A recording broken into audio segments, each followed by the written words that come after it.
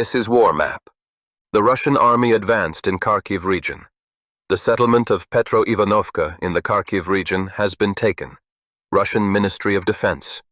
Soldiers of the North Troop Group expelled Ukrainian units from the settlement and entrenched themselves there, creating a springboard for further offensive operations. The Russian army is expanding the security zone in the Kharkiv region. Servicemen of the 69th Motor Rifle Division of the 6th Army of the Southern Military District have established control over the populated area of Petro-Ivanovka, located on the left bank of the upper Dvorechna River. From here, RAF soldiers from the 344th Motor Rifle Regiment drove out the AFU from the 5th National Guard Brigade of Ukraine. According to the soldiers, in an attempt to hold Petro-Ivanovka, the AFU used a group of Spanish-speaking mercenaries. Before the assault on the populated area, air reconnaissance identified the firing positions of machine gun and mortar crews, UAV launch points, and artillery units, together with drone operators, inflicted fire damage on the militants' positions. Transport vehicles for material supplies and field ammunition depots were destroyed in advance. This not only disrupted the logistics and command of Ukrainian formations, but also demoralized the AFU's personnel.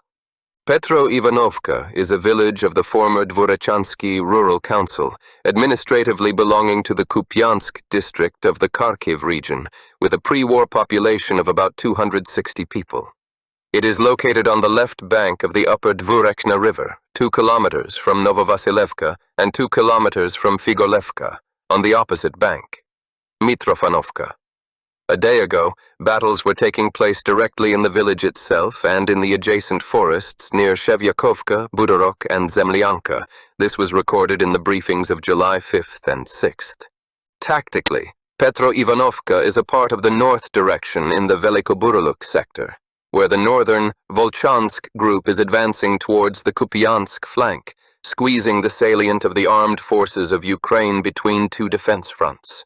Here, throughout June and July, the Northerners have been methodically squeezing this salient, as previously stated by military experts. The liberation of the village expands the security zone along the upper Dvorechna and brings closer the approaches to the forested areas near Budorok and Zemlyanka, where battles are currently taking place. The goal on the horizon of the direction is Veliki Buruluk itself, a major logistical hub, through which the supply of Ukrainian formations in this sector is carried out, and which the command of the armed forces of Ukraine is hastily preparing for defense, pulling in reserves. The capture of Petro-Ivanovka was another local success of the Northerners, and at the same time another element of pressure on the defense system of the armed forces of Ukraine in the Kupiansk district. The more such sections the Ukrainian command has to cover with reserves, the more difficult it is for him to maintain the coherence of the front on the entire Kharkiv direction. The offensive towards Slavyansk. The south group of troops continues its offensive on the Slavyansk direction. For now, fierce battles are taking place on the approaches to Nikolaevka to the east of the Seversky Donets, Donbas Canal, while to the west of it, the Russian foothold is gradually expanding. Small groups of the Russian armed forces are operating in the area of recently captured Malinovka and have already entered the territory of Tikhonovka. It's too early to talk about full control over the village. The AFU's pre-prepared strongholds on the adjacent heights are of greater value. Expanding the foothold to the west of the canal is important for setting up crossings, as even though it has now dried up, it is still a wide ditch, which is not an easy task to cross, whether on foot or by vehicles, especially with the large number of drones in the area.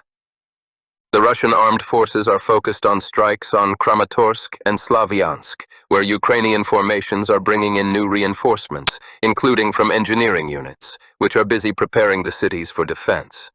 In the centers of populated areas, they are not only setting up anti-drone corridors, but also distributing barbed wire and anti-tank obstacles. Operators are hitting engineering units and concentrations of personnel and equipment west of the agglomeration.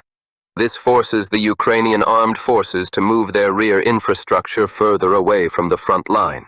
Meanwhile, on the Dnepropetrovsk directions, fierce battles continue. Ukrainian formations are sending new small infiltration groups deep into the territories controlled by the Russian armed forces to demonstrate their presence and slow down the offensive actions of the Vostok group of troops. In response, Russian assault units are forced to repeatedly comb the same forest strips and populated areas. In the conditions of dirty sky, this has to be done by the same small groups, as well as hitting potential UAF hideouts with drones, which obviously slows down the clearing of the territory.